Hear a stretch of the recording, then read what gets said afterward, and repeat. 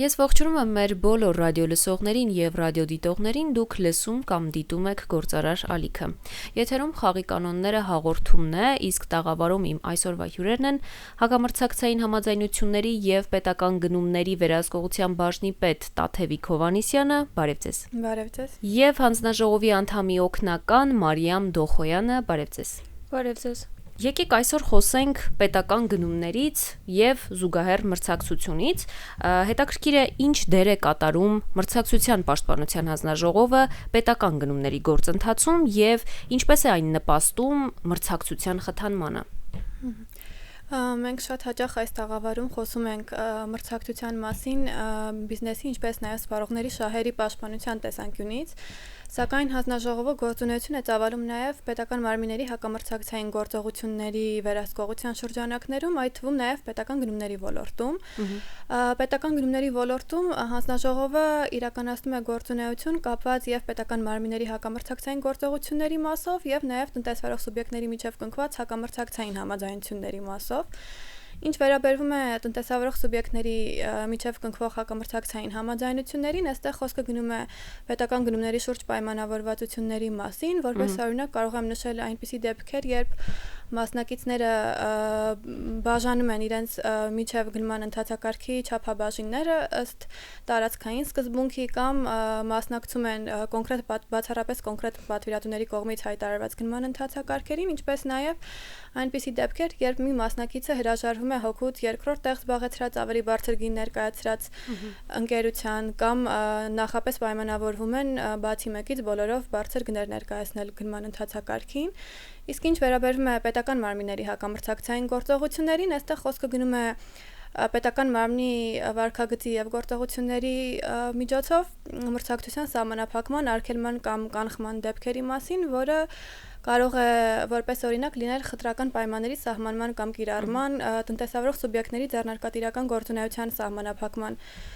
դրսևորումներով։ Ու այստեղ որպես օրինակ կարող եմ նշել այնպիսի դեպքերը, երբ օրինակ պետական մարմինը պատվիրատուն հայտարարում է գնման ընթացակարգ նշելով այնպիսի չափանիշներ, որոնց համապատասխանում են բացառապես 1 կամ 2 տնտեսավարող սուբյեկտներ։ Նաև պետք է նշեմ, որ հանձնաժողովը իրականացնում է ուսումնասիրություններ պետական գնումների ոլորտում, ինչպես նաև պետական մարմինները հաճախ նաև դիմում են հանձնաժողով պարզաբանումներ ստանալու նպատակով կոնկրետ գնումների շրջանակներում մրցակցային հարցերի շուրջ, օրինակ արդյոք նախատեսվող գնման գործընթացի շրջանակներում կոնկրետ չափանիշների ներառումը կարող է սահմանափակել հնարավոր մասնակիցների շրջանակը մրցակցությունը գնման ընթացակարգի ընթացքում, թե ոչ։ Ինչ վերաբերում է ուսումնասիրությունների շրջանակում հանձնաժողովը դիտարկում է կոնկրետ ոլորտ գնումների շրջանակներում, որի ընթացքում ուսումնասիրվում են գնման ընթացակարգերը, մասնակիցների կազմը, մասնակիցների կողմից ներկայացված փաստաթղթերը, գնային քաղաքականությունը, առհասարակ ինչ իրավական կարգավորումներ կան նշված ոլորտում և արդյունքում ձևավորվում են համապատասխան առաջարկներ, որոնք կարող են դիտարկվելու ընթացքում բավականին դրական ազդեցություն ունենալ մրցակցային միջավայրի վրա։ Այդ դուք նշեցիք, որ մի շարք ուսումնասիրություններ են արվել, հետաքրքիր է հենց 2024 թվականի ընթացքում ինչ ուսումնասիրություններ է արել հանձնաժողովը այդ առումով։ Հանձնաժողովը 2024 թվականի ընթացքում իրականացրել է մի շարք ուսումնասիրություններ, մասնավորապես դասագրքերի տպագրական աշխատանքների իրականացման, ինչպես նաև շինարարական աշխատանքների հետ կապված կոնկրետ ոլորտին վերաբերող գնման գործընթացների վերաբերյալ ուսումնասիրություններ,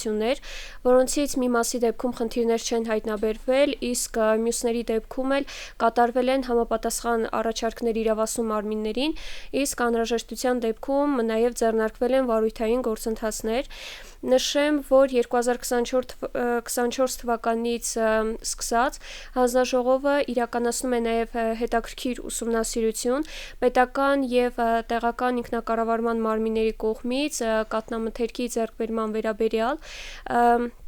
որի շրջանակներում դիտարկվել են ավելի քան 20 ընկերություններ, որոնց մասով հայտնաբերվել են մի շարք խնդիրներ, մասնավորապես կաթնամթերքի արտադրությամբ եւ վաճառքով զբաղվող տնտեսավարող սուբյեկտների մասով եւ ըստ այդմ ներկապայիս ունենք հարուցված թվով 7 վարույթներ, սակայն այլ ընկերությունների մասով դիտարկումները շարունակվում են եւ չեն բացառվում նաեւ նոր վարույթների հարուցումները եւ այս մասով հանձնաժողովը համապատասխան հրապարակումներ կունենա արդյունքները ամփոփելուց հետո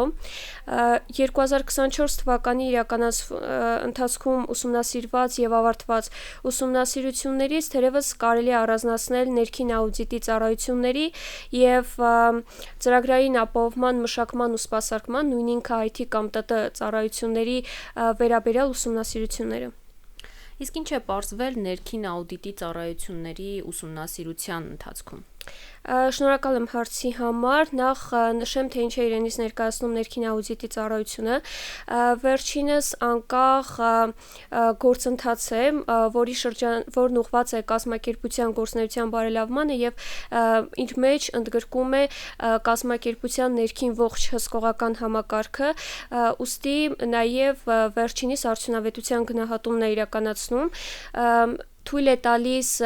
կազմակերպությունների համար բացահայտել առկա եւ հնարավոր ռիսկերը եւ համապատասխան ներկայացուցիչների, ղեկավար օղակների ներկայացուցիչներին օգնում է հասնել իրենց արժեվ դրված նպատակներին, նվազեցնելով վատնումների, չարաշահումների դեպքերը։ Ուսումնասիրության շրջանակներում կոնկրետ առանձնացվել եւ դիտարկվել են 2020-ից 2024 թվականներն ընկած ժամանակահատվածում ներքին աուդիտի ծառայությունների ձեռքբերման նպատակով հայտարարված շուրջ 200 գնման գործընթացներ եւ իրականացվել է համալիր վերլուծություն, բացահայտվել են առկա ու տեսանելի ընդհանուր օրինաչափությունները եւ այս մասով թերևս էական խնդիրը, որն առանձնացվել է տնտեսավարող սուբյեկտների կողմից, որոնք մասնակցում են այդ ընթացակարգերին, նախահաշվային գնի համեմատ էականորեն բարձր ու ցածր ներկայացված գնային առաջարկներն են, թեև այս խնդիրը ինչու է կարևոր, որովհետև այդ գնային առաջարկների տարբերությունները խոչընդոտում են, խնդրահարույց են դառնում ծառայության մատուցման շրջանակում աշխատանքային ռեսուրսների ձեռքբերման հետ կապված տարբեր ընկերությունների մոտ տարակերպ մեկնաբանությունների պատճառ են դառնում կամ առիթ են հանդիսանում, ինչու է սա խնդիր էական, որովհետև այդ յուրաքանչյուր մասնակիցները, այդ տնտեսվարող սուբյեկտները, որոնք ընթացակարգերին են մասնակցում, նրանք պետք է հասկանան, թե կոնկրետ ինչ է իրենցից պահանջվում, իրենց կողմից ինչ աշխատանքներ են իրականացվելու, որպեսզի կարողանան նաև իրենց կարողությունները գնահատել, սա նաև էական ու կարևոր է համարվում պատվիրատուների համար ինչ առումով, որ նրանք էլ կարողանում են հստակ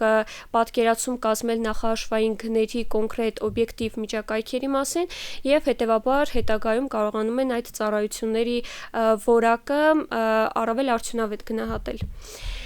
Նշված ուսումնասիրության շրջանակում նշեմ, որ առանձնացվել են նաև եւ մանրամասն դիտարկվել են հաղթող ճանաչված տնտեսվարող սուբյեկտների գնային առաջարկները ըստ տարիների եւ չափորոշիչների եւ գների ներկայացման քաղաքականությունը, նաև ստուգվել են աուդիտորական ընկերությունների եւ այդ ընկերություններում աշխատող անձանց հանրային աուդիտի որակավորում ունենալու վկայականի արկայության փաստը, ինչպես նաև կոնկրետ գնման գործընթացների շրջանակներում պահանջվող աշխատանքային փորձի համապատասխանությունը։ Թերևս այս մասով կարևոր է նաև առանձնացնել այն փաստը, որ ներքին աուդիտի ծառայությունների գործընթացը կարգավորելու համար գոյություն ունի հատուկ խորհրդատվական բնույթ կրող փաստաթուղթ, որով սահմանվում են այդ ծառայության ընդհանուր դրույթները, օրինաչափությունները, թեև բավականին լավ է այդ սահմանումը տրված, լավ նկարագրված է ծառայությունների ընդհանուր բովանդակությունը եւ գործընթացը, սակայն կան նաեւ վերախմբագրման ենթակա հարցեր, ու այս առումով թերևս կարելի է նշել, որ Երևանում եւ մարզերում փաստաթուղթը կամ որոշ դեպքերում մասնակի է կիրառվում, կամ առհասարակ ընդհանրապես չի կիրառվում։ Մյուս կողմից կարևոր դիտարկում կա աշխատակիցների մասով, աուդիտորական ընկերությունների համապատասխան աշխատանքային փորձ ունեցող աշխատակիցները սահմանափակ են, որոնք այդ ներքին աուդիտի ծառայություններ մատուցում են ինչպես Երևանում, այնպես էլ տարբեր մարզերում, հետևաբար այստեղ ժամկետների պահանջի սահմանման օբյեկտիվության հարցը պետք է դրվի եւ պետք է նաև հատուկ միջոցներ ձեռնարկվեն նախահաշվային գների վերահաշվարկման առումով, որը առավել արդյունավետ կդարձնի գնման գործընթացների թափանցիկությունը, հետագա մրցակցային ընթացքը։ Իսկ ինչ լուծումներ են առաջարկվել ներքին աուդիտի ծառայությունների գնումները այսպես բարելավելու կամ լավարկելու համար։ Ինչպես արդեն նշեցի, համակարգը բարելավելու նպատակով մի շարք փոփոխությունների անհրաժեշտություն կա եւ այդ քայլերը նպատակ ունեն գնման գործընթացների թափանցիկությանն ու արդյունավետությանը նպաստելու, որը հետագայում նաեւ ապահովում է հանրային ռեսուրսների առավել օպտիմալ օգտագործումը, ինչպես նաեւ մրցակցության առավել թափանցիկ ու ազատ գործընթացի իրականացումը, մասնավորապես ներքին աուդիտի այդ փոփոխությունները կապված են ներքին աուդիտի ծառայությունների ժամկետների սահմանման մասով, ներքին աուդիտի ծառայությունների ձեռքբերման ձևաչափի առավել արդիականացման մասով, ինչպես նաև այդ ծառայությունների մատուցման շրջանակներում պետք է կոնկրետ պահանջներ հստակ դրված եւ ձևակերպված լինեն, ինչը հնարավորություն կտա ընկերություններին ինչպես հասկանալ իրենց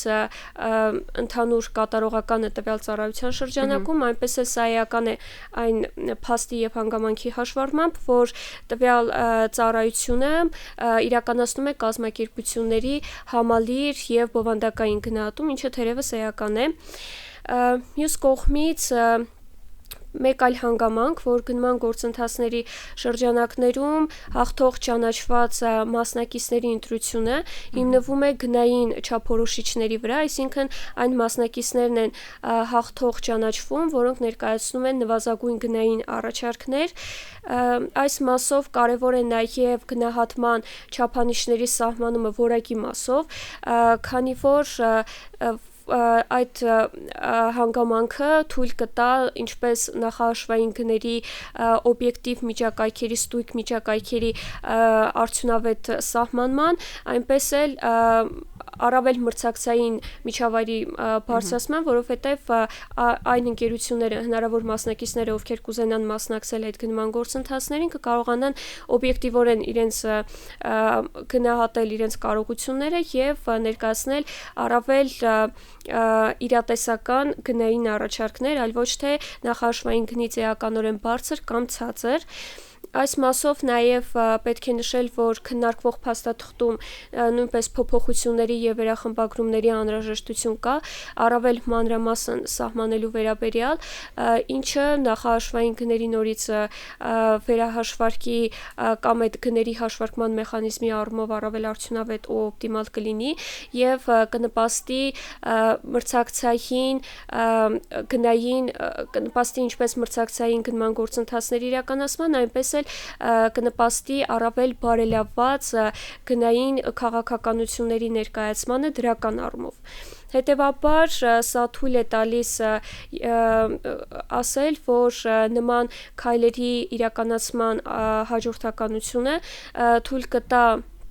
ունենալ արդյունավետ մեխանիզմներ ու գործիքակազմ, որը կբարելավի ծառայությունների մատուցման մասով չափանիշների կոնկրետ կատարումը ու արդյունավետության բարելավումը, անհրաժեշտ մեխանիզմներ կմշակվեն, որը ել առավել կընդգրկի հնարավոր մասնակիցների շրջանակը ընթացակարգերին։ Իսկ ինչ է պարզվել IT համակարգի ծառայությունների վերաբերյալ այդ ուսումնասիրության շրջանակներում, հետաքրքիր է։ Հանձնաժողովը դիտարկել է 2023 եւ 2024 թվականին պատվիրատուների կողմից IT համակարգերի մշակման եւ սպասարկման ծառայությունների ձեռքբերման գնման գործընթացները Եվ ուսումնասիրության արդյունքում առանձնացվել են մի շարք հանգամանքներ։ Նշեմ նաև, որ ուսումնասիրության իրականացման պատճառներից է այն հանգամանքը, որ IT ծառայությունների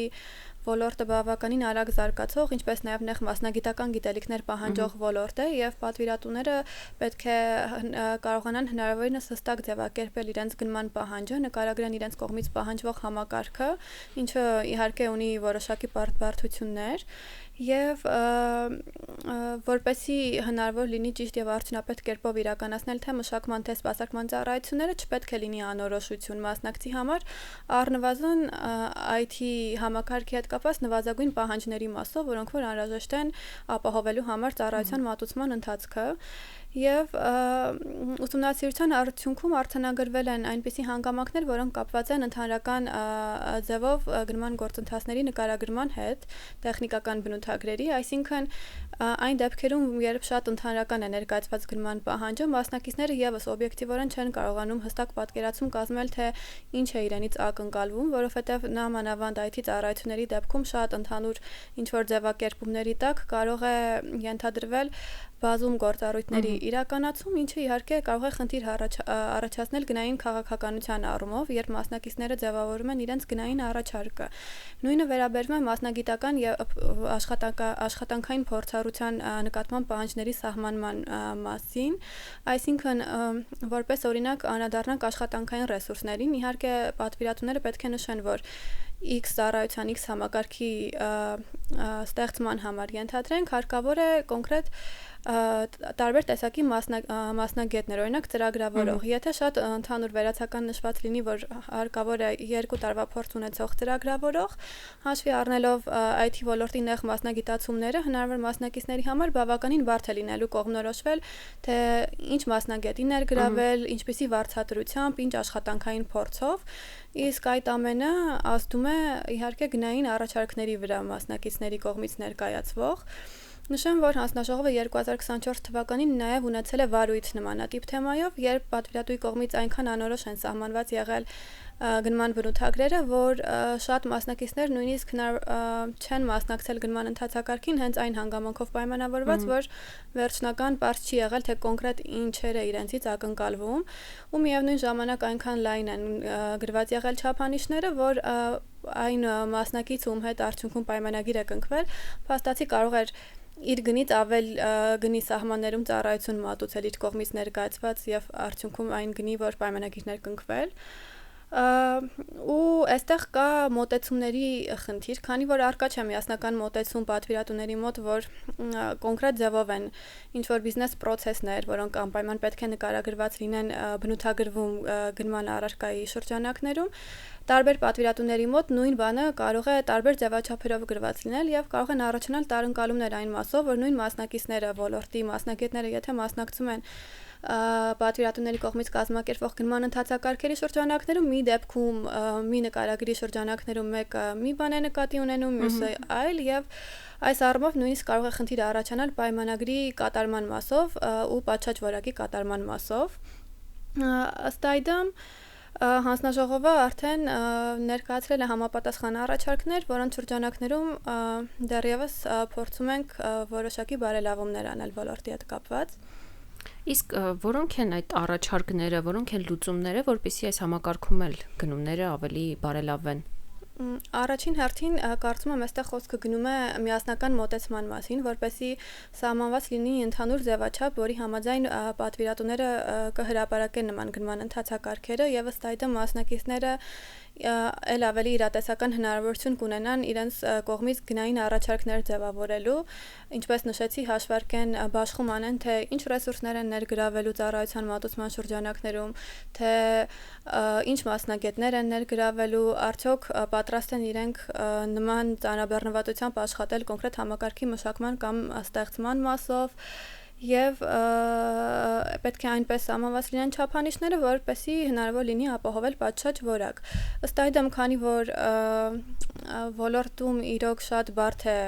կոնկրետացումներ անելը նույնիսկ, եւ կարող են գտնվել եւ բարեխիղճ ընկերություններ եւ ոչ բարեխիղճ ընկերություններ, որպեսզի խուսափել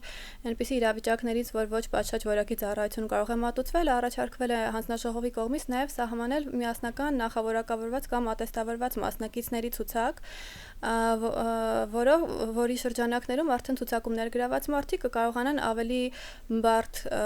համակարգերի մշակման կամ սպասարկման ծառայությունների հետ կապված գնման գործընթացներին մասնակցեն, ինչպես նաև հանձնաժողովը առաջարկել է, որպեսզի կոմպետենտ իրավասու մարմնի կողմից հաշվի առնելով ոլորտի առանձնահատկությունները մշակվեն որոշակի ուղեցույցներ, տիպային ձևեր եւ ինչը ոչ պակաս կարեւոր է գնահատման մեխանիզմների հետ կապված մեթոդաբանություն, որպեսզի հնարավոր մասնակիցների համար, թե պատվիրատուների համար պարզ լինեն եւ գնման առարկայի նկատմամբ պահանջները եւ արդեն պատվիրատուի տեսանկյունից նաեւ գնահատման մեխանիզմները։ Մենք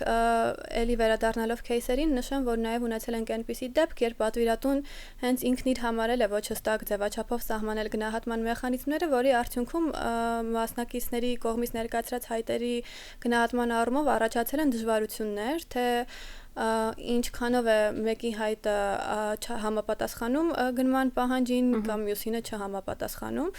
Նման խնդիրներից խուսափելու համար կարծում ենք, որ նաև նման ուղեցույցների առկայությունը եւս կարող է նպաստել իրավիճակի վրա։ Իսկ ինչու են այս ուսումնասիրությունները կարևոր պետական գնումների համակարգի համար։ Ուսումնասիրությունները կարևոր են պետական գնումների համակարգի համար այնքանով, որ ուսումնասիրությունների արդյունքում վերհանվում են այնպիսի խնդիրներ եւ տրվում են դրանց համար այնպիսի լուծումներ, որոնք կարող են եւ նպաստել մրցակցային միջավայրի խթանմանը եւ գնման գործընթացների շրջանակներում հավասար մրցակցային պայմանների ապահովմանը, մասնակիցների շրջանակի ընդլայնմանը, ինչպես նաեւ որպես արդյունք որակյալ ծառայությունների կամ ապրանքների ձեռքբերմանը։ Այստեղ կարևոր է նշել, որ հանձնաժողովի աշխատանքները չեն ավարտվում այն փուլում, երբ ուսումնասիրությունը ամփոփվում է եւ համապատասխան առաջարկներ են ներկայացվում։ Հանձնաժողովը բավականին ինտենսիվ կերպով համագործակցում է իրավասու մարմինների հետ, շատ դեպքերում անգամ ձևավորվում են աշխատանքային խմբեր, որոնց շրջանակներում բավականին երկար ժամանակ հանձնաժողովը համագործակցում է այլ մարմինների հետ եւ փորձում է լուծումներ գտնել ինչ որ խնդիրների լուծման համար կամ այն իրավիճակների, երբ հնարավոր է բարելավումներ անել, որոնք կարող են նպաստել եւ մրցակցային միջավայրի վրա եւ առհասարակ ոլորտի կարգավորումների վրա։ Ընդ որում կարող են նաև փոփոխություններ կատարվել հանձնաժողովի առաջարկների արդյունքում եւ օրենսդրական մակարդակում եւ օրենքներում եւ այլ նորմատիվ իրավական ակտերում։ Բացի այդ, այն դեպքերում, երբ պետական մարմինները մշակում են իրավական ակտեր, որոնցում կան մրցակցային օրենսդրությանն առնչվող հիմնախնդիրներ, այդ դեպքերում հանձնաժողովը մշտապես դիրքորոշումներ է ներկայացնում նաև նշված հարցերի առնչությամբ ու բացի դա հանձնաժողովը ունի նաև եզրակացությունների ինստիտուտ եւ պետական մարմինները մինչեւ գործարքների կնքումը կամ իրավական ակտերի ընդունումը կարող են եզրակացություն ստանալու նպատակով դիմել հանձնաժողովին ու հանձնաժողովը